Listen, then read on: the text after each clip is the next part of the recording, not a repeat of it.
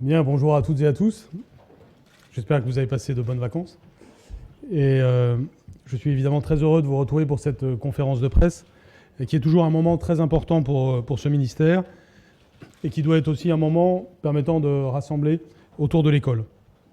En cette rentrée, je tiens évidemment à adresser un message aux élèves et à leurs familles, ainsi qu'à tous les personnels de l'éducation nationale, un message évidemment de meilleurs vœux pour une excellente rentrée. Ils sont toutes et tous en train de préparer la rentrée, chacun à sa façon. Et c'est évidemment un moment qui doit être synonyme de désir, de bonheur. L'entrée à l'école, vous le savez, nous la mettons sous le signe de l'école de la confiance. Et le moment de la rentrée est un moment heureux. C'est d'ailleurs pour cette raison que la rentrée se passera en musique cette année, encore plus que l'année dernière, parce que toutes les écoles, tous les collèges, tous les lycées de France sont appelés à produire soit par leurs élèves, soit par des institutions relevant du ministère de la Culture ou d'autres institutions pour accompagner cette rentrée en musique, ce qui est un signal à la fois en termes culturels, notamment pour l'éducation artistique et culturelle, mais aussi tout simplement en termes de climat et d'état d'esprit avec lequel nous abordons cette rentrée scolaire. En cette rentrée, de la maternelle au lycée, ce que nous faisons, c'est d'amplifier le sillon qui a commencé à la rentrée dernière, le sillon de l'école de la confiance. Nous amplifions les perspectives ouvertes à la rentrée passée et nous déployons les mesures qui ont été présentées au cours des mois écoulés. L'année dernière, il y avait certains sujets qui réclamaient de l'action en urgence au regard des trop faibles résultats des élèves français, puisque vous le savez, plus de 20% des élèves sortent de l'école primaire sans maîtriser les savoirs fondamentaux. Évidemment, cette urgence était là, elle est toujours là, elle requiert un travail structurel, déterminé, où nous savons mêler les enjeux de court terme, de moyen terme et de long terme. Les évaluations de 6e qui ont été passées l'année dernière voient leurs résultats publiés aujourd'hui et nous montrent un portrait en effet de fragilité, avec en mathématiques 27% des élèves qui ont une maîtrise insuffisante à l'entrée en 6e en 2017, et en REP, cela monte jusqu'à 43% de faible maîtrise des mathématiques. En français, c'est 15% des élèves qui ont une maîtrise insuffisante d'après ces évaluations, et ça grimpe à 26% en REP et 36% en REP+. Vous le voyez, entre 20 et 40% des élèves ont des difficultés en français et en mathématiques. C'est bien cela qui détermine la priorité essentielle, celle de l'école primaire et celle de l'ancrage des savoirs fondamentaux. L'année dernière, nous avons posé le cadre de cette transformation. Et cette année, nous nous inscrivons donc sereinement dans ce sillon. La cohérence et la constance dans le projet sont indispensables pour transformer l'école qui s'inscrit dans un temps long. Et la priorité donnée à l'école primaire pour lutter contre l'échec scolaire est décisive pour notre pays. C'est permettre à tous les élèves de maîtriser les savoirs fondamentaux, lire, écrire, compter et respecter autrui. C'est porter un discours de progrès social en luttant contre la première des inégalités, celle devant la maîtrise de la langue, en donnant davantage à ceux qui ont moins. Et c'est évidemment le sens des dédoublements de classes de CP et de CE1 sur lesquels je reviendrai. C'est aussi porter un discours de progrès pédagogique au bénéfice de tous les élèves, avec pour seule boussole l'expérience, celle des professeurs en particulier, les travaux issus de la recherche et de la comparaison internationale. Et c'est ce qui nous a guidés tout au long de l'année 2017-2018 et ce qui se renforce en cette rentrée. Ce progrès pédagogique s'inscrit dans une logique aussi de plus forte personnalisation des parcours. Chaque élève est différent, c'est une bonne chose, c'est ce qui fait notre humanité. Et un système éducatif du XXIe siècle doit à la fois garantir un socle commun à tous les élèves et être capable d'avoir une personnalisation pour chacun. C'est par exemple le sens de l'école inclusive, qui est un des grands sujets de la rentrée, évidemment, sur lequel je reviendrai tout à l'heure. Porter au plus haut de leur talent et de leur mérite les élèves par du soutien, c'est le cas notamment avec Devoirs faits, de la culture, de l'enrichissement des enseignements, la transmission des valeurs, c'est ce qui est au cœur du projet. Mieux préparer nos élèves à la poursuite d'études ou à leur insertion professionnelle par une transformation profonde des lycées généraux, technologiques et professionnels. Comme vous le savez, c'est ma seconde priorité et cela passe notamment par la revalorisation de la voie professionnelle, revalorisation qui est enclenchée. En 2018, on constate une augmentation importante du nombre d'élèves ayant choisi la voie professionnelle. C'est un point très important. Sous statut scolaire ou même sous statut d'apprenti par rapport à l'année 2017. Et parmi eux, 70 000 élèves ont formulé un vœu pour l'apprentissage. Cela représente une augmentation de 55% par rapport à l'année précédente. De 40,5% par rapport à l'année précédente.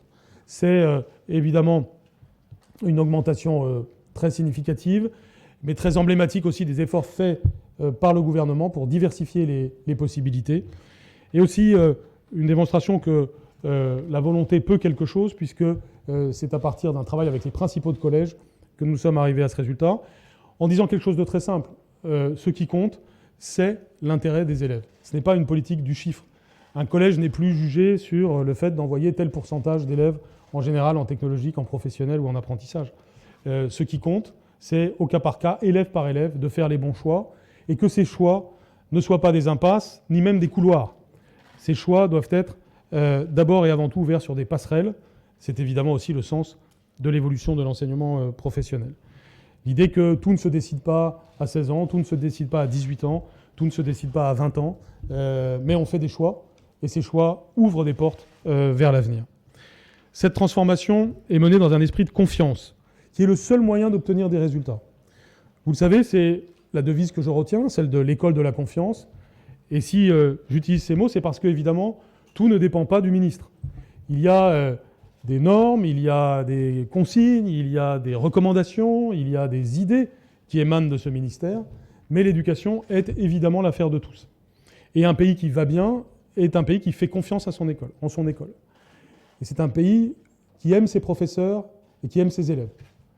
Et c'est un pays où la confiance se manifeste entre tous. Du ministre vis-à-vis de tous ceux qui travaillent pour l'éducation nationale, c'est évidemment un de mes messages principaux, mais aussi des personnels de l'éducation nationale vis-à-vis de leur institution, des professeurs vis-à-vis des familles vis-à-vis des professeurs, des élèves et des professeurs entre eux, et à la fin, la confiance des élèves en eux-mêmes qui est le point décisif, point aujourd'hui plutôt de faiblesse du système français, on le sait, et point que nous voulons améliorer. Nous devons donc aborder ces questions dans un esprit collectif, sans esprit partisan ni idéologie, sans préjugés. Les transformations sont menées avec le souci d'une consultation large, de négociation avec tous les partenaires, et bien entendu avec les partenaires sociaux, avec le souci aussi de promouvoir les dispositifs qui marchent et d'écarter ceux qui ne donnent pas de résultats. Et c'est ainsi que nous avons mené la réforme du baccalauréat. Ce pragmatisme donc est synonyme de l'esprit de confiance, confiance dans les professeurs, confiance dans les parents. Pour arriver à cela, nous devons créer les conditions d'un rassemblement de la société française autour de son école, qui est notre bien commun. Et ça dépend de nous tous, y compris de vous tous ici présents. La façon dont nous parlons de l'école a évidemment un impact. J'étais à Mayotte avant-hier, où nous sommes en train de travailler à un rebond de l'école à Mayotte, au service d'un rebond de la société de Mayotte. Il est évident que tous les cercles vertueux que l'on veut enclencher lorsqu'on parle de situations difficiles, voire très difficiles, comme c'est le cas, dépendent pas seulement des mesures importantes prises par le ministère, et c'est ce que nous avons fait, ce sont des mesures d'investissement et d'accompagnement très importantes, mais aussi du fait que tout le monde joue le jeu de la confiance, tout le monde joue le jeu d'un discours positif sur l'avenir, tout le monde joue le jeu d'un optimisme que nous devons aux générations actuelles, plutôt que de toujours chercher ce qui ne va pas, ce qui devrait nous rendre optimistes, ce qui devrait nous rendre fatalistes. Eh bien, ce discours de la confiance part d'abord et avant tout de l'éducation nationale, et c'est ce dont je dois être le garant. Ces conditions du rassemblement, c'est donc le fait de structurer des priorités, de les rendre lisibles, de les partager avec la société française. Il est très important aussi d'être très clair sur ce que nous sommes en train de faire. C'est pour cette raison que je m'exprime devant vous ainsi, c'est pour ça que je m'exprime régulièrement, c'est pour ça que j'ai explicité dans différents écrits ce qui est en train de se réaliser. Parce que les choses sont transparentes, elles sont en train de se réaliser, et ceci suppose évidemment un élan de la société.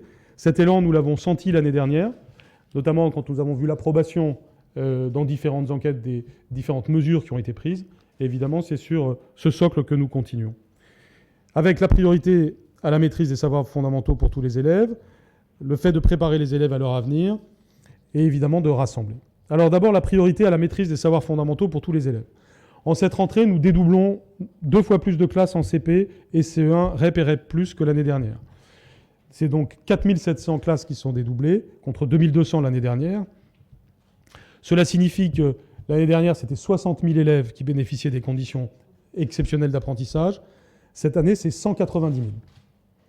Donc c'est une multiplication par plus de 3. 190 000 élèves en cette rentrée qui bénéficient du dédoublement des classes.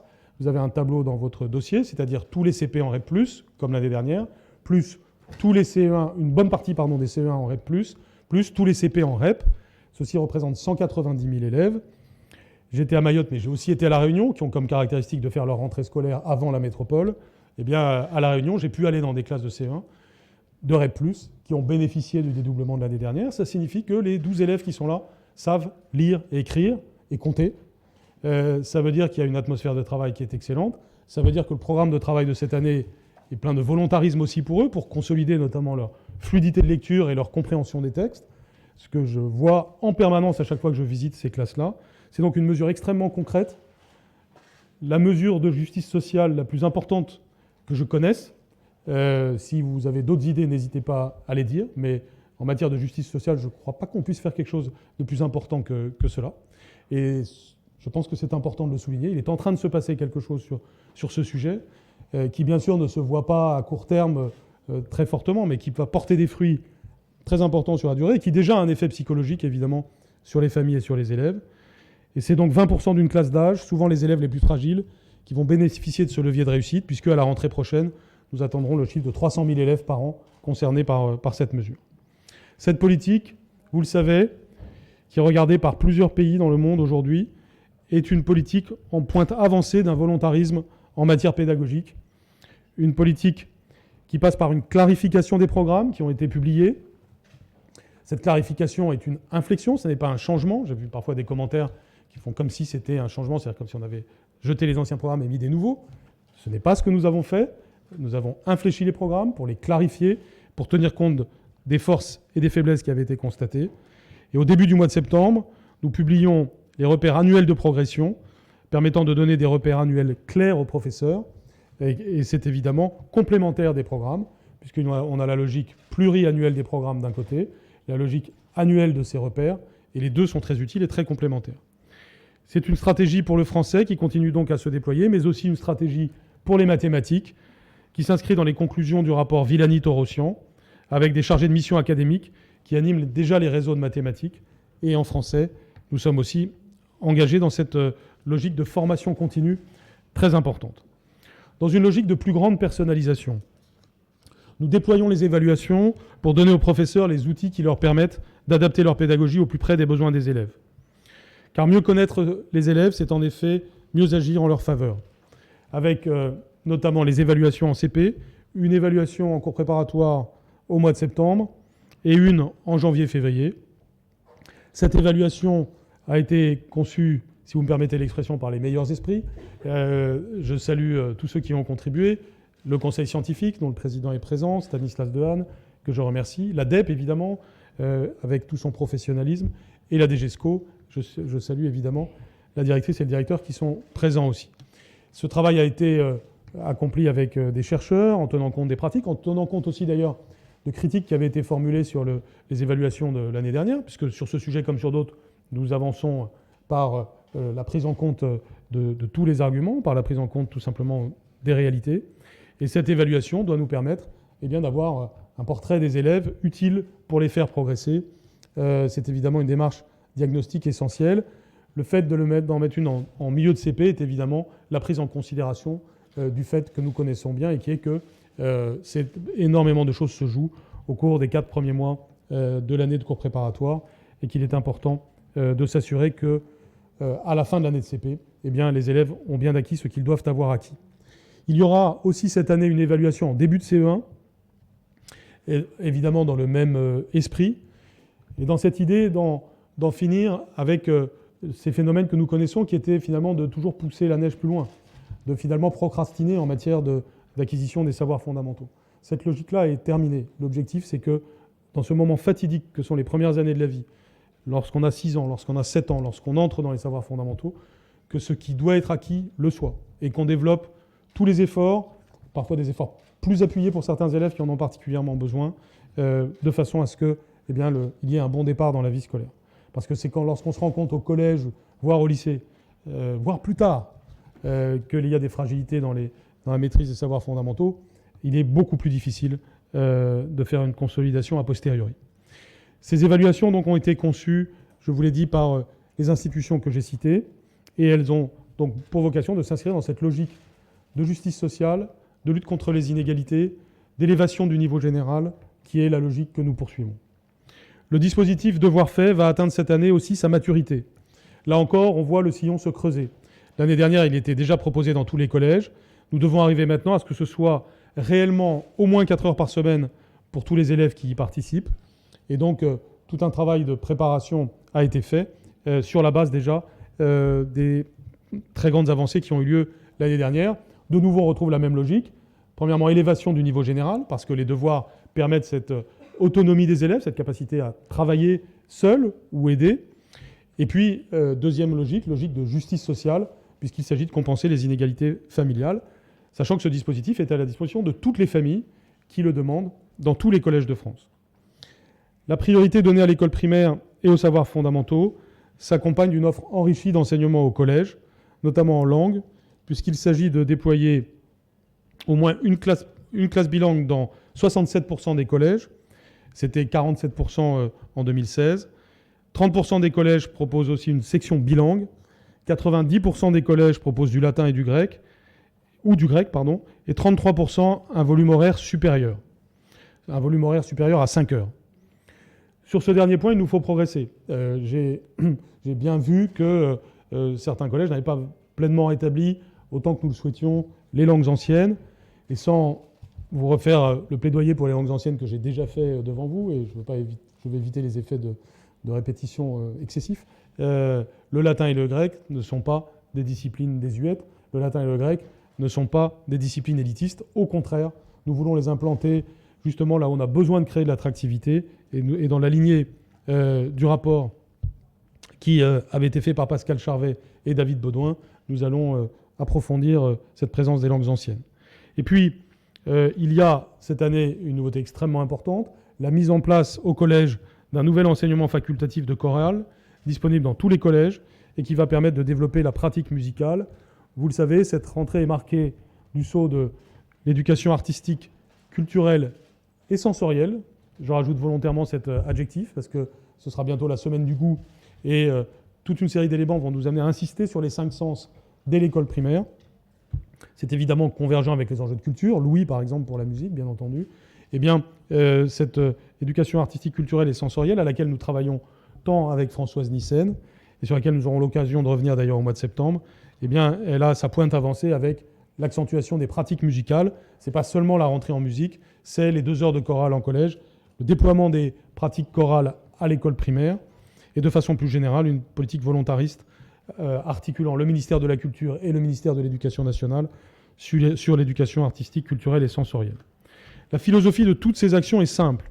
C'est de permettre non seulement à tous les enfants de maîtriser les savoirs fondamentaux, mais aussi d'accéder à la culture et de se projeter vers l'avenir. Cet avenir commence à la maternelle, et cette année est celle de la préparation de l'abaissement de l'obligation d'instruction à 3 ans et de la mise en place des conclusions des assises de l'école maternelle qui ont eu lieu cette année, avec notamment un plan de formation à destination des acteurs de l'école maternelle et une rénovation du CAP Petite Enfance pour les acteurs de l'école maternelle qui interviennent en complément des professeurs des écoles, de façon à tenir compte de tout ce qui s'est dit, tout ce que la recherche de pointe dit sur la petite enfance, et le mettre au service de la modernité de notre école maternelle. Deuxième point sur lequel je voulais insister, complémentaire du premier, c'est que non seulement nous ancrons les savoirs fondamentaux, mais nous préparons les élèves à leur avenir. Et les deux vont ensemble, évidemment. Et en cette rentrée, cela se traduit notamment par les transformations du lycée et du baccalauréat, qui commencent par de premières évolutions de la classe de seconde. Vous le savez, c'est les élèves qui rentrent cette année en seconde qui sont concernés par la réforme du baccalauréat, dont la première édition sera en juin 2021. Cela commence en cette rentrée par un test de positionnement qui aura lieu en septembre pour les secondes, et aussi par un temps dédié à l'orientation au lycée général et technologique. Ces premiers changements donnent le sens des évolutions à venir, c'est-à-dire plus de personnalisation des parcours pour permettre aux lycéens de faire des choix et leur permettre d'approfondir ce qui les fera réussir dans le supérieur, plus de suivi et d'encadrement avec des temps dédiés à l'orientation. Ces transformations sont menées en lien étroit avec les régions, dont les compétences ont été accrues dans le cadre de la loi Avenir professionnel votée en août 2018. Nous prenons le temps du dialogue pour construire un service d'orientation plus efficace pour que chaque jeune dans chaque territoire soit mieux informé, mieux accompagné. Concrètement, cela signifie que chaque élève de seconde doit bénéficier de plus de 50 heures dédiées à l'orientation cette année et que ces heures sont pensées, conçues, réalisées entre l'éducation nationale et les régions, de façon à ce que nos élèves connaissent mieux les métiers, les formations, les perspectives d'avenir qui se dressent dans leur territoire, en France et au-delà. Il en va de même avec les branches professionnelles pour adapter nos formations à la transition climatique et au numérique. Le lycée professionnel doit davantage encore préparer aux métiers de demain. C'est le sens, vous le savez, de la réforme de l'enseignement professionnel qui va commencer à avoir de premiers effets en cette rentrée, même si son plein déploiement aura lieu à la rentrée prochaine. Tout ceci se fait en lien avec le monde économique et social. Nous bâtissons des partenariats nouveaux pour lutter contre la non-insertion des jeunes. Et ce dialogue avec les régions, avec les branches professionnelles, avec le monde économique, vont nous permettre de mailler le territoire par de la formation professionnelle. La création d'au moins 3 campus des métiers d'excellence par région à l'horizon 2022 est le fer de lance de cette ambition. Et le dialogue avec les présidents de région a commencé sur ce point. Troisième grand axe, rassembler. L'école est le bien commun des Français. Par conséquent, il est très important que ce soit une institution qui unisse les Français.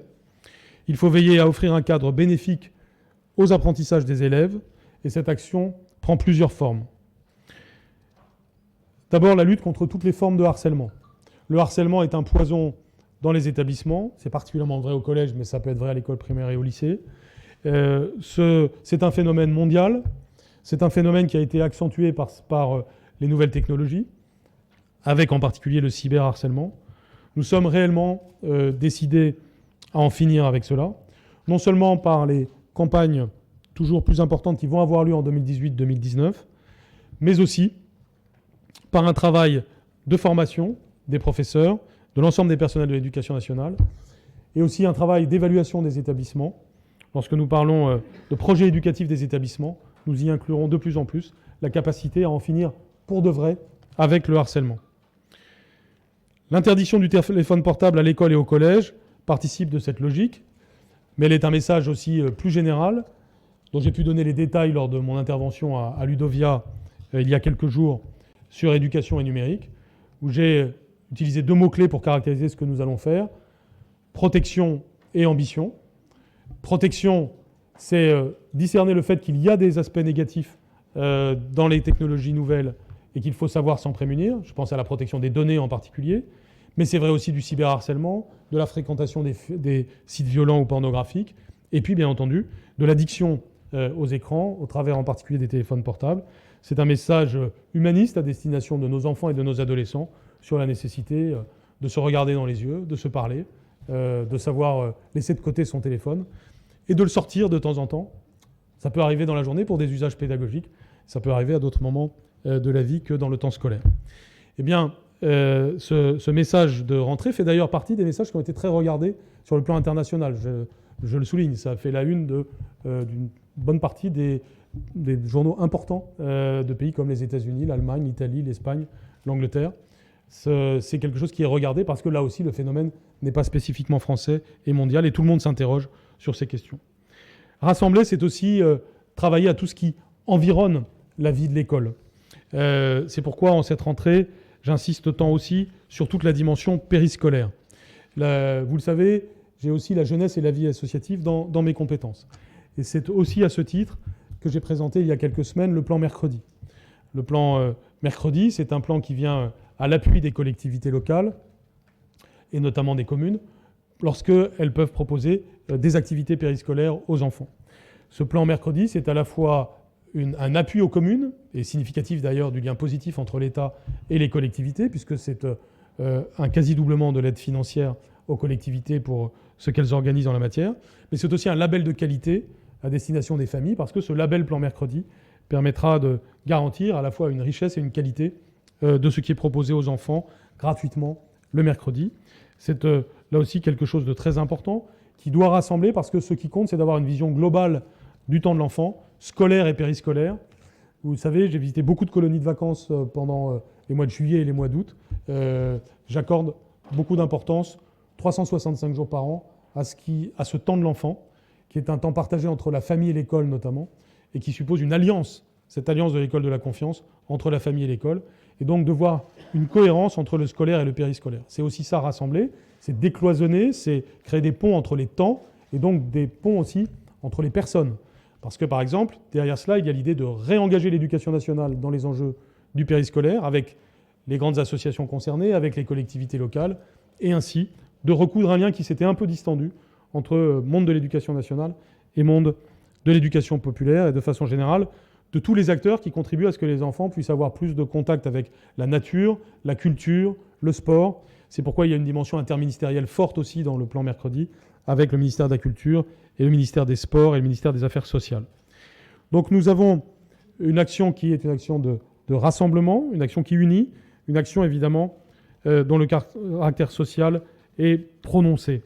Ce caractère social passe aussi par la transmission des valeurs. Les valeurs de la République, c'est ce qui nous rassemble. Cela nous rassemble d'abord au travers d'une éducation morale et civique qui est rénovée, qui est renforcée. Je salue le travail fait par le Conseil supérieur des programmes sur ce sujet comme sur d'autres, et qui nous a permis de muscler les programmes de l'école primaire dans le cadre de l'inflexion dont je parlais tout à l'heure. C'est aussi l'accent mis sur le principe de respect de la laïcité.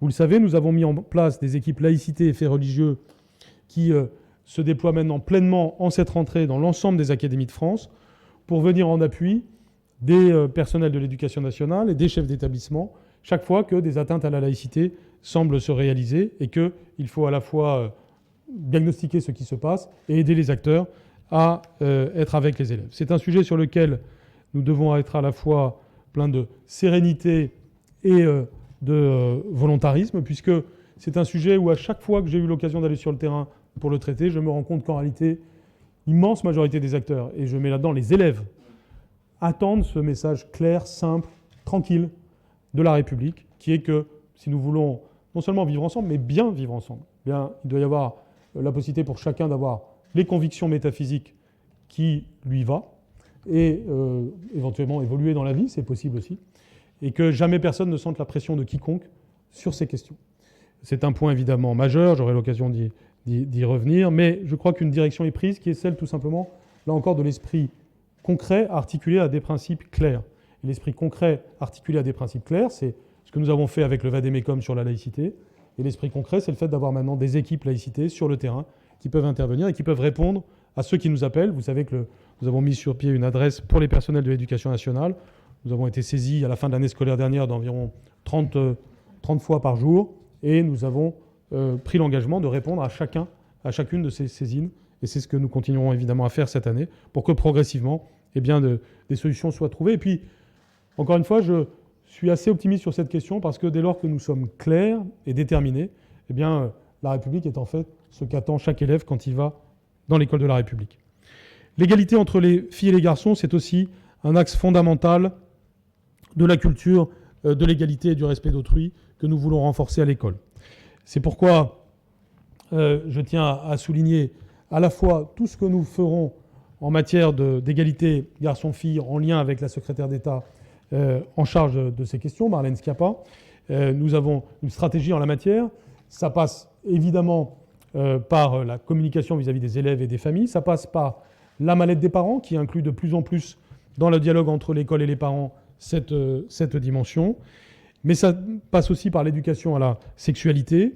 Alors je sais bien que ce type de sujet est souvent un ventilateur à fantasmes, c'est-à-dire que nous avons vu toute une série d'infox se dérouler ces derniers jours. Non, il n'y aura pas d'éducation à la sexualité explicite à l'école primaire, il n'y a pas des choses qui heurtent le bon sens de tout père ou mère de famille. En revanche, il y a des enjeux de respect d'autrui. Je dis toujours lire, écrire, compter, respecter autrui. Voilà un domaine encore où cela s'applique.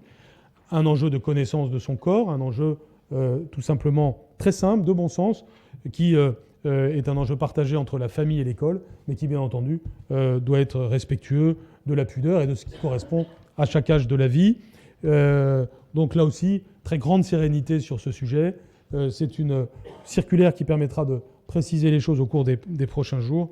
Mais nous respecterons tout simplement la loi existante depuis un certain temps sur le fait d'avoir 3 séances par an sur cette question. Et ce sera adapté à chaque âge. Et je demande à chacun et à chacune dans notre pays de ne pas caricaturer, de ne pas chercher à créer des peurs là où ça n'est pas nécessaire. Le seul but recherché, c'est tout simplement l'éducation de nos enfants et qu'ils progressent dans leur vie et qu'ils le fassent en ayant évidemment une formation qui leur permette de connaître les enjeux de respect du corps, les enjeux de respect d'autrui, et ensuite évidemment lorsqu'ils sont plus âgés, au collège, au lycée, dans le cadre des SVT en particulier, bien entendu, connaître ce que l'on doit connaître en matière d'éducation sexuelle. Mais à chaque âge correspond sa logique et nous serons évidemment de grand bon sens sur ces questions. Pour l'année qui vient, nous renforcerons notre soutien aux familles. Cela passe par un soutien financier accru. Sur l'année scolaire 2018-2019, les familles de collégiens bénéficieront de l'augmentation de 25% de l'ensemble des niveaux de bourse décidés en 2017. Les fonds sociaux seront en augmentation. En 2019, la dotation s'élève à 55 millions d'euros. J'ai vu l'une d'entre vous souligner aujourd'hui l'impact très négatif de la grande pauvreté sur la réussite scolaire des enfants. C'est un fait, c'est une réalité. Et bien entendu, l'éducation nationale a vocation à prendre à bras-le-corps avec d'autres ministères, notamment les affaires sociales, ce sujet. C'est ce que nous ferons.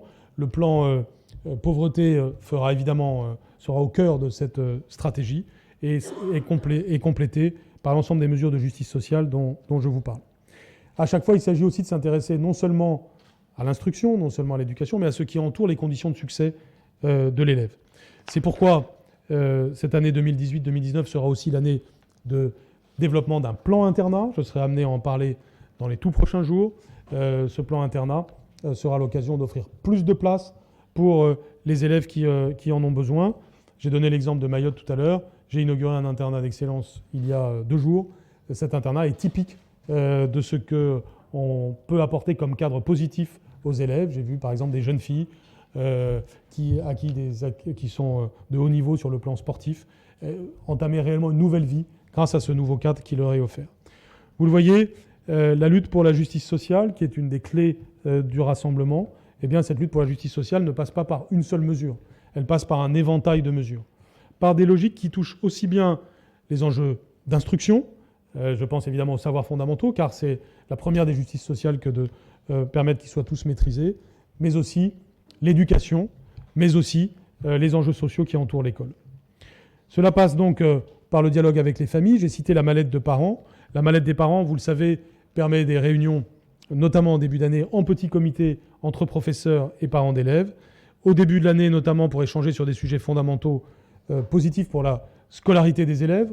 Je pense par exemple au sommeil, je pense à la nutrition, à autant de sujets qui sont très importants.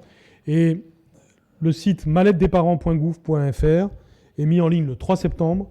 Il donne aux parents des informations pour suivre la scolarité de leurs enfants et aux professeurs des ressources pour mener à bien ces réunions.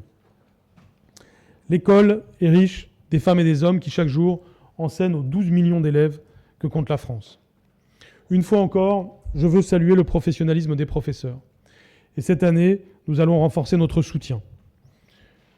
Je l'ai dit en commençant, je continuerai à le dire et je le dirai toujours, un pays qui va bien est un pays qui aime ses professeurs. Et la France, en réalité, aime ses professeurs. Et par ma voix, c'est un peu aussi ce que j'ai envie de dire aux professeurs et à l'ensemble des personnels de l'éducation nationale en ce début d'année. Et cela doit se concrétiser dans la relation détendue et constructive qu'il doit y avoir au quotidien entre la société et ses professeurs. Et je pense notamment à la relation parents-professeurs. D'où l'importance que j'accorde et aux uns et aux autres. Et les discours que nous pouvons tenir sur l'école sont des discours de rassemblement parce qu'en réalité, il n'y a pas un discours différent pour les professeurs et un discours différent pour les parents ou pour d'autres catégories de personnes. C'est le discours de l'école de la République. Et en cette rentrée, eh bien, je veux souligner à quel point je serai attentif, au long des mois et des années qui viennent, à la condition des professeurs. Des professeurs heureux dans leur établissement et dans leurs écoles, c'est des professeurs encore plus efficaces pour leurs élèves. Cela se traduit évidemment par le dialogue social. Et vous le savez, l'agenda social a commencé depuis le mois de mai dernier. Le directeur des ressources humaines ici présent le mène et je le remercie pour cela. Cela se traduit concrètement dès cette rentrée par un soutien financier avec la revalorisation des personnels de REP+. Et cette revalorisation correspond pour cette rentrée à 1 000 € net par an. Et cela ira plus loin, grâce justement au dialogue social que nous sommes en train de mener. Cela se renforcera avec la formation initiale et continue des professeurs. Vous le savez, le ministère de l'Enseignement supérieur, de la Recherche et de l'Innovation et nous-mêmes travaillons de concert pour faire des propositions concrètes et efficaces. Il y aura une réforme de la formation des professeurs cette année, dans le cadre de la loi qui sera présentée au début de l'année 2019. Cette loi, vous savez, est rendue nécessaire notamment par la scolarisation obligatoire à 3 ans, mais nous permettra aussi d'avancer sur des sujets cruciaux, au premier rang desquels la formation des professeurs, qui nécessite d'être là aussi dans le concret et dans l'efficacité, de façon à rendre un meilleur service public dans le futur. En amont et en aval du concours, nous allons agir dans le sens du pré-recrutement pour mieux former et rendre plus attractifs les métiers de l'enseignement. Nous allons agir sur les formations en SP et nous allons mieux accompagner les néo-titulaires. Rassembler, c'est aussi favoriser une philosophie de l'engagement. Vous le savez, au cours de l'année 2018-2019, le sujet du service national universel avancera et je suis au premier rang de cette future réforme en tant que ministre de la Jeunesse et de la Vie associative. Mais cela aura un impact en amont aussi sur notre vision de l'engagement. Et je tiens à ce qu'au collège en particulier, nous ayons de plus en plus la mise en action de nos élèves. Cette notion d'engagement est donc au cœur aussi de ce que nous avons à faire pour l'école de la confiance. Cette rentrée est donc celle de la poursuite et de la consolidation. Nous avons eu de premiers résultats très encourageants. Nous voulons travailler à une modernisation qui est une modernisation pédagogique, une modernisation éducative, une modernisation sociale et une modernisation institutionnelle. Sur le plan de la modernisation institutionnelle, cela se traduit par toute une série d'évolutions du ministère. Je remercie d'ailleurs la secrétaire générale du ministère qui est présente et qui mène l'essentiel de ces transformations. C'est aussi l'enjeu de l'évolution de nos inspections générales, dont je salue aussi la présence des 2 responsables, puisque vous le savez, nous allons fusionner les 2 inspections générales, ce qui aura un impact évidemment sur les autres, sur les missions de l'inspection, et notamment les inspections régionales. C'est une modernisation institutionnelle qui se traduit aussi par des évolutions de ce ministère. Je pense à l'évolution numérique du ministère, par exemple. Et vous le savez, nous avons inauguré il y a peu de temps le 110 bis, où vous êtes tous invités en permanence pour que se déploient des nouveaux modes collaboratifs dans l'éducation nationale, mais aussi une nouvelle prise en considération des opportunités qu'offrent sur le plan pédagogique les nouvelles technologies. Et sur la base de cette modernisation, nous voulons des effets en chaîne pour l'ensemble du système. La modernisation pédagogique et la modernisation éducative que j'ai développée dans ma présentation sont en réalité synonymes de la modernisation sociale, parce que c'est par l'école que commence la justice sociale. L'année 2017-2018 a commencé à nous le prouver par les mesures dont je vous ai parlé. L'année 2018-2019 le démontrera plus encore. Merci beaucoup.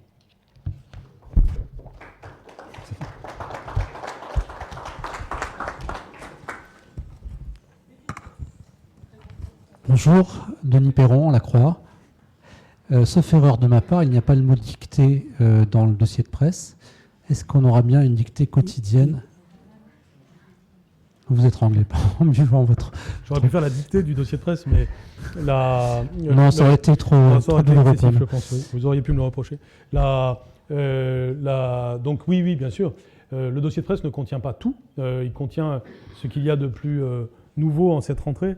Il y a des choses que nous n'avons pas répétées, mais bien entendu, ce qui a été dit l'année dernière a vocation à s'accomplir. Je redis, pour répondre pleinement à votre question, à quel point la dictée, à la fois, est un exercice salutaire et un exercice varié. Salutaire, parce que ce n'est pas pour le plaisir qu'on dit la dictée quotidienne. Je rappelle d'ailleurs que ma prédécesseur l'avait déjà dit, que ça n'a d'une certaine façon rien de nouveau, et que de lointains prédécesseurs l'avaient déjà dit, parce qu'ils ne l'avaient pas dit pour rien. Parce que nous savons d'abord que les enjeux de lecture et d'écriture sont intimement liés et que nous devons avoir une fréquentation quotidienne de cela. Et puis la dictée peut faire l'objet de bien des façons d'être faites. J'ai parlé des nouvelles technologies à l'instant. À Udovia, j'ai vu des gens dont j'ai souvent vu le travail précédemment, ceux qui font les tweetés par exemple. Donc la dictée n'a pas du tout cette connotation passéiste qu'on veut toujours lui coller. Au contraire, c'est elle qui participe de cette consolidation des savoirs fondamentaux dont nous avons besoin. Geoffrey Bovos, Le Parisien.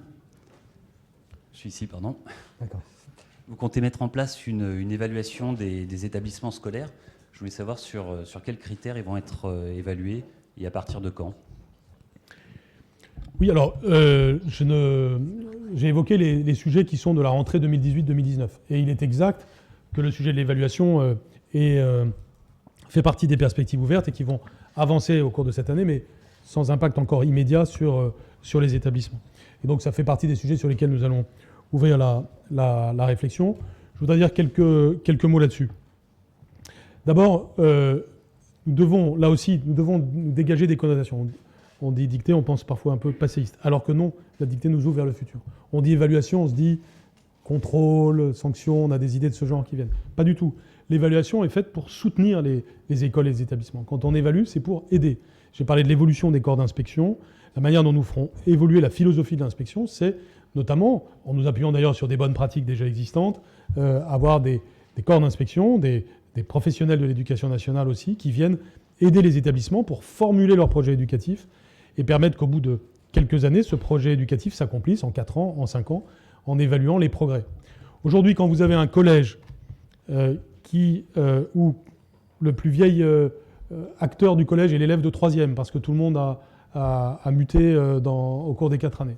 Quand au cours de ces 4 années, vous n'avez pas eu de progrès constatable par des évaluations en français et en mathématiques, et que vous sortez donc de 3e avec un niveau comparable à celui que vous aviez quand vous êtes entré en 6e, ceci ne peut pas continuer.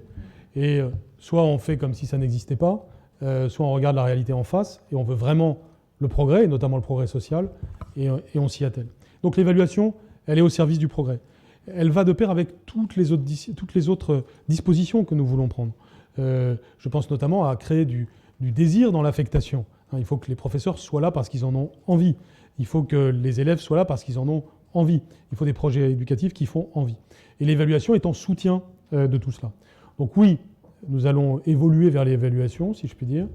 Oui, nous accomplirons l'un des engagements présidentiels qui est de créer une instance d'évaluation de l'éducation nationale, s'appuyant déjà sur un savoir-faire qui existe en bonne partie ici déjà avec notamment l'ADEP et les inspections générales, mais aussi le CNESCO.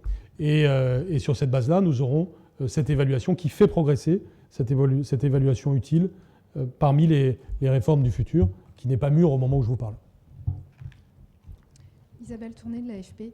Vous avez parlé du plan mercredi qui va de pair avec le retour de la semaine des 4 jours. Est-ce qu'on peut avoir un chiffre sur le nombre de communes et d'écoles, le pourcentage de communes et d'écoles qui vont repasser à la semaine de 4 jours à cette rentrée? Par ailleurs, il y a quand même un certain nombre d'études, d'experts qui montrent que la semaine de 4 jours et demi était plus bénéfique pour certains enfants, notamment ceux qui ont le plus de difficultés. Est-ce que ce n'est pas un problème que finalement tant de mères se soient emparées de cette liberté que vous leur avez donnée pour les enfants?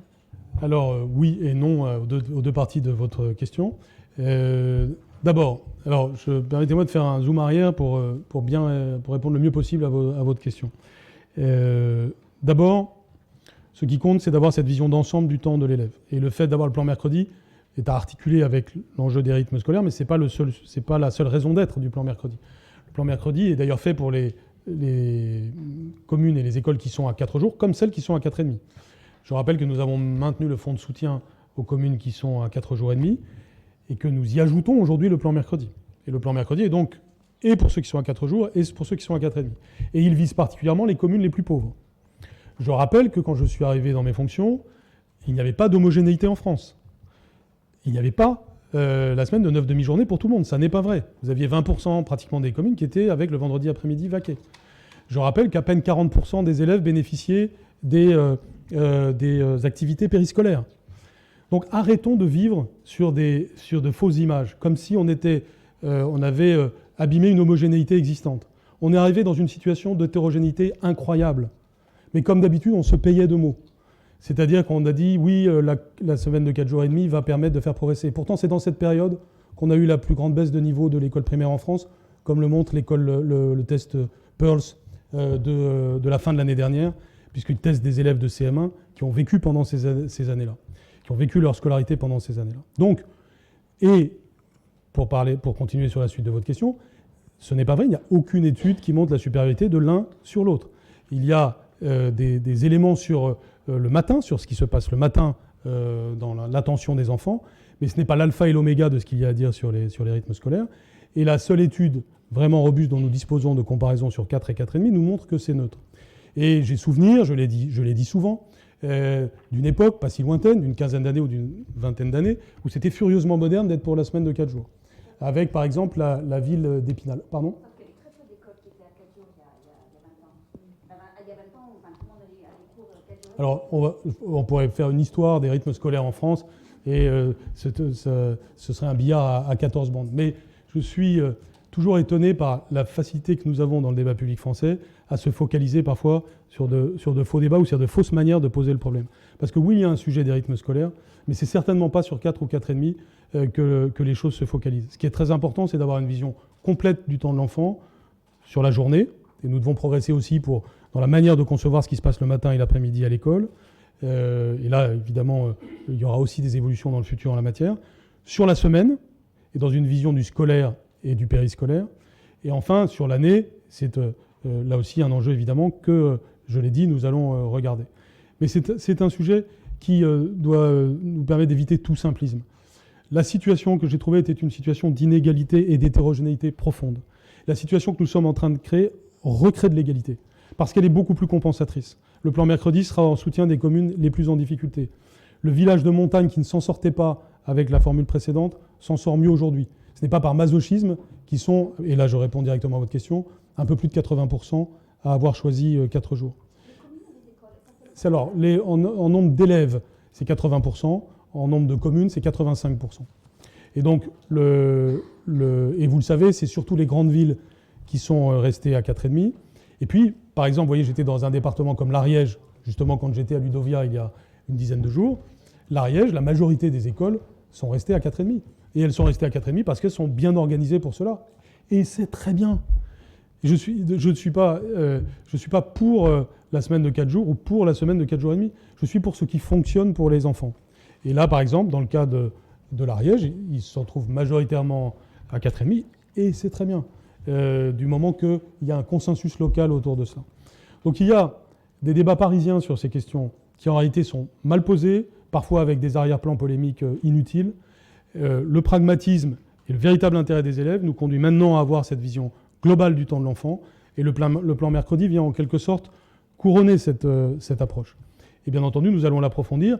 Et quand je disais recoudre, ça fait partie aussi des choses que j'ai trouvées. Je l'ai dit par allusion tout à l'heure, je vous le dis explicitement maintenant. Un des effets de la situation précédente, c'est qu'on a des personnels de l'éducation nationale, et vous le savez tous parce que vous allez sur le terrain, qui se sont détachés des enjeux périscolaires. On a perdu en partie la belle tradition qui faisait qu'il y avait les instituteurs ou les institutrices qui s'impliquaient dans ce périscolaire. Eh bien, on va la renforcer quand elle existe encore, la reconstituer autant que possible. Et ce lien de couture, il fait aussi partie du pragmatisme dont je vous parle.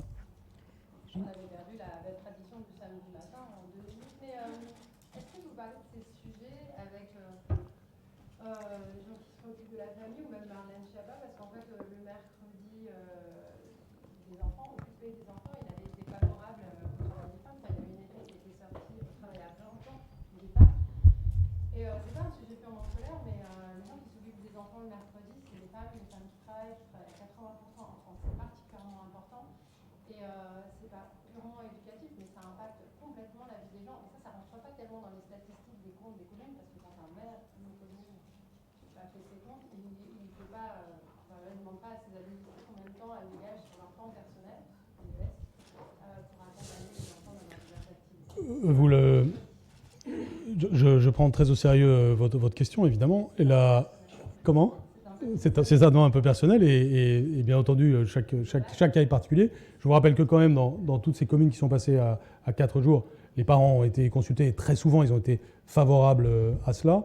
Et surtout, le deuxième élément de réponse, c'est que le plan Mercredi est aussi fait pour cela, bien entendu, puisqu'on doit prendre en compte le phénomène que vous avez pointé, et bien entendu, on doit avoir des solutions le mercredi.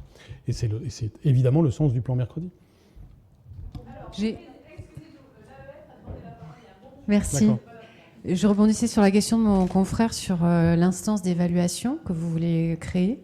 Est-ce que ce sera uniquement sur les établissements scolaires ou est-ce que vous souhaitez élargir ce travail d'évaluation sur le système éducatif plus largement? et donc revoir l'organisation actuelle. Quid de l'avenir du CNESCO, de l'ADEB, des inspections générales. Enfin voilà, est-ce que vous souhaitez ouvrir ce chantier de l'évaluation du système éducatif au sens large et pas uniquement des établissements scolaires? J'ai une deuxième question sur devoir fait. Vous aviez évoqué la possibilité de le faire en primaire. Ça n'apparaît plus dans le dossier de presse. Donc est-ce que vous avez abandonné cette idée, sauf en Outre-mer? J'ai vu qu'en Outre-mer, vous le signalez. Et sur les devoirs faits actuellement au collège, comment garantir que ça impacte les élèves visés, c'est-à-dire les élèves vraiment en difficulté, qui à l'heure actuelle ne sont pas forcément volontaires pour y participer? Merci. Très bien, alors c'est deux questions importantes. Sur la première, il y a les éléments que j'ai dit tout à l'heure et qui font que le chantier est ouvert, pour reprendre votre expression. Donc il est ouvert, ça signifie que je ne vais pas rentrer aujourd'hui dans les détails, puisque précisément les choses vont se définir par la consultation, la concertation. Mais globalement, la réponse est oui à l'esprit de votre question, c'est-à-dire, et d'ailleurs très transparente, de façon très transparente, puisque le président de la République avait clairement pris un engagement dans ce sens. Vous savez, je trouve que ça n'est pas très agréable pour la France, finalement, d'avoir comme seule évaluation prise en compte par vous tous en particulier et par la société française, des évaluations qui nous viennent de l'extérieur. C'est-à-dire, au fond, on ne s'est pas doté de véritable cadran. Et puis, de temps en temps, on a, ces dernières années, malheureusement, la douche froide qui nous arrive de l'extérieur. Je préfère avoir aussi notre propre système d'évaluation avec son objectivité. Bien entendu, nous ne parlons pas de zéro. Nous avons une DEP qui est excellente. Sur le plan technique, tout le monde le souligne. Et on a donc le socle pour bien travailler. C'est ce qui nous permet de faire des choses. Il y a un certain nombre d'indicateurs qui existent déjà dans notre système et qui sont positifs. Mais surtout, il doit y avoir désormais une montée en puissance de la logique d'évaluation qui articule les différentes dimensions de l'évaluation. Et donc, ça conduit à répondre oui à votre question, puisqu'à partir du moment où vous évaluez les établissements de France, l'agrégation de ces éléments vous conduit à dire quelque chose sur le système scolaire français. Et nous avons besoin de cela. Et tout ça, ce n'est pas pour le plaisir d'évaluer, c'est parce que tout ça est un levier de progrès incontestable. Ce que je souhaiterais, pour insister sur un point que j'ai abordé tout à l'heure, c'est que nous devons aborder de façon décontractée le sujet de l'évaluation. C'est un sujet de progrès, tout simplement, et rien d'autre. Et d'ailleurs, c'est un sujet qui est vu comme tel par la plupart des pays quand ils le font. C'est en France que nous mettons toujours une petite pointe d'angoisse derrière le mot évaluation. Je vais, un de mes devoirs de rentrée, ça va être d'enlever ce venin de l'angoisse qui n'a pas lieu d'exister dans l'évaluation. Mais au contraire, qu'on soit dans une logique de soutien et de confiance derrière l'expression d'évaluation. Et puis, deuxième élément de votre question, l'extension de devoirs faits. Oui, nous irons de plus en plus vers l'extension vers l'école primaire. Ça va passer par étapes. Nous l'avons dit pour l'outre-mer. Ça pourra se passer aussi en REP+, en particulier cette année. Et puis progressivement, nous irons vers cela. Mais ça passe nécessairement par des étapes, a fortiori avec ce que j'ai dit à l'instant sur le scolaire, le périscolaire, le temps de l'enfant. Et c'est dans cette vision globale du temps de l'enfant que nous allons avancer. Je salue aussi tout ce qui se passe déjà en matière de soutien scolaire à l'école primaire et souvent en lien avec les communes. Bonjour. Collège. Oui. Oui, sur les élèves visés par le devoir fait au collège, votre remarque est très juste. Hein, c'est un problème qu'on connaît bien en matière de soutien scolaire gratuit, c'est-à-dire parfois ce n'est pas ceux qui en ont principalement besoin qui demandent. Donc je redis que c'est ouvert à toutes les familles. Toute famille peut le demander, pour des raisons d'ailleurs, et ça rejoint la question que posait Louise Touré, qu'on peut qualifier de sociétale, c'est-à-dire que parfois les parents ne peuvent pas aider, quelle que soit la catégorie sociale à laquelle ils appartiennent. Eh bien, donc c'est ouvert à toutes les familles. Mais évidemment, ce que nous avons demandé, et c'était très clair dans la lettre que j'ai envoyée il y a quelques jours au chef d'établissement pour la rentrée, ce que nous demandons, c'est d'être très attentifs aux enfants qui en ont le plus besoin pour le proposer de manière plus accentuée aux familles dont les enfants en ont le plus besoin. Bonjour, Solène Chardronnet du magazine Le Monde des Ados, donc pour les collégiens. Je reviens du Danemark et je sais que là-bas, il y a des évaluations, mais entre autres une évaluation sur le bien-être des élèves. Ce sont les élèves qui sont interrogés et qui répondent. À quand une évaluation comme celle-là en France, dans nos classes? Et juste un petit mot sur le stage de 3e, une plateforme qui devrait être mise en route, d'après ce que j'ai compris. Oui. Alors, oui et oui. Sur le premier point, j'y ai fait un peu allusion tout à l'heure lorsque j'ai parlé de l'évaluation des établissements et lorsque j'ai parlé du harcèlement. Oui, nous devons avoir une évaluation du bien-être des élèves. Et oui, ça passe par des enquêtes de ce type. C'est un sujet sur lequel on ne part pas de zéro et sur lequel les comparaisons internationales nous seront très utiles. Mais oui, c'est la logique de l'école de la confiance, c'est un endroit où on est bien, tout simplement. Et un endroit où on est bien, c'est une cour de récréation où on ne se bat pas, une cour de récréation où il y a de la sociabilité, etc., etc. Pour ne prendre que ces exemples-là. C'est donc totalement visé par ce que je vous ai dit, et donc la réponse est oui à votre question. Votre deuxième question, déjà, c'est... Sur la plateforme des stages. Oui, alors là aussi, la réponse est oui, puisque c'est alors là un engagement du président de la République pris très récemment, en lien d'ailleurs avec le monde de l'entreprise. Nous avons obtenu l'engagement de pratiquement toutes les entreprises du CAC 40 et nous allons évidemment aller plus loin avec les entreprises moins grandes pour être capables d'offrir un stage de troisième de qualité à tous les élèves et notamment ceux qui n'ont pas par leur réseau familial la possibilité d'avoir un stage. Donc nous faisons fond sur les initiatives associatives très intéressantes qui ont eu lieu jusqu'à présent et nous allons vers la systématisation de cette mesure. Sur l'évaluation, parce que on sait que même la politique de label, les règles et tout, ça peut fuir les parents. Donc comment vous faites par rapport à des évaluations qui peuvent potentiellement être moyennes ou mauvaises pour que les familles qui vont être informées ne se détournent pas de notre bien commun? C'est une question fondamentale que vous posez. C'est une question qu'on pourrait qualifier de psychologique, mais ce que vous dites pointe nos éventuelles contradictions en matière d'éducation prioritaire. C'est-à-dire que nous avons une politique d'éducation prioritaire à laquelle je tiens beaucoup, dont le bilan est positif, mais pas complètement positif. Il est positif parce que ça a ancré dans notre système l'idée qu'il faut donner plus à ceux qui ont besoin de plus. Et vous voyez comment nous nous sommes appuyés sur la catégorisation REPRE+, pour mener le dédoublement des classes et nous en sommes très satisfaits. Mais avec le temps, il y a eu des effets à la fois de rigidification et des effets d'image qui sont contre-productifs. Et donc, c'est pourquoi il y aura une évolution de l'éducation prioritaire. Je l'ai dit, ce n'est pas une actualité de cette rentrée, mais ça fait partie des chantiers ouverts. Et il y aura une évolution de l'éducation prioritaire et les questions de prime en REP+, font partie de cette évolution. Et cette évolution aura pour philosophie, de nouveau, c'est cohérent avec les points précédents, de venir en soutien de la réussite des établissements et pas en indemnisation de la difficulté. En clair, les moyens très importants que nous mettons dans l'éducation prioritaire ne doivent pas servir à pérenniser des situations et à s'enfermer finalement dans une sorte de cercle vicieux. C'est des moyens qui doivent servir à être attractifs, aussi bien pour les professeurs, les personnels, que pour les élèves. C'est aussi le sens de ce qu'on a fait à la rentrée dernière avec le rétablissement des classes bilingues et des sections européennes ou des lettres anciennes des langues anciennes prioritairement dans les établissements qui étaient fuis par les classes moyennes.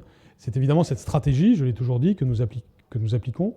Et ça peut aussi aller vers des enjeux d'appellation, je vous l'accorde bien volontiers, de ces établissements. Mais oui, la réforme de l'éducation prioritaire ira dans un sens qui fait envie, dans un sens d'attraction et dans un sens qui, encore une fois, permet de stimuler la réussite. On doit arriver quand on est professeur, on peut arriver en équipe dans un établissement d'éducation prioritaire. C'est cette équipe qui va gagner, c'est-à-dire qui va réussir à ce qu'en 4 ans, en 5 ans, l'établissement sera passé d'une situation N à une situation N+1, et non pas dans une sorte de stagnation. Et évidemment, les enjeux sont des enjeux de mixité sociale, des enjeux de bien-être dans l'établissement, des enjeux d'exigence pédagogique, autant d'éléments qui feront partie de ce renforcement de l'éducation prioritaire que nous allons opérer. François Jarreau, le Café pédagogique. Je voudrais revenir sur les évaluations. Les évaluations vont-elles être mises en place dans les autres niveaux? Parce que là, on voit, ça monte CP, CE1, 6e, seconde, etc. Donc, est-ce que ça va continuer à monter? Et comment seront-elles utilisées par les professeurs? Est-ce qu'il y aura des recommandations qui descendront jusqu'au niveau de la classe pour chaque professeur? Ou est-ce qu'il y aura des moyens qui seront donnés, pareil, au niveau de la classe, suite aux évaluations? L'évaluation de début d'année est une pratique intéressante et pertinente à tous les niveaux. Et d'ailleurs, les professeurs la pratiquent. Je rappelle que les évaluations que nous avons élaborées, elles ne sont pas parties de zéro, elles sont parties de pratiques qui existaient déjà, soit de la part de professeurs eux-mêmes directement, soit même de groupes de professeurs, ou même de ce que le ministère avait pu faire dans le passé.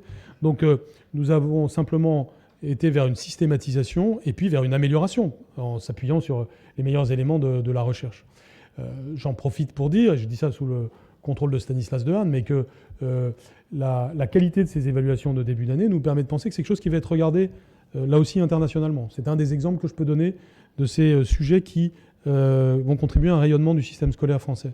Parce que ça a été fait au cours de longs mois de travail par les meilleurs spécialistes sur ces sujets. Je crois que d'ailleurs, sauf erreur, Michel Fayol a dû s'exprimer dans vos colonnes, ou en tout cas dans un organe spécialisé sur ces questions.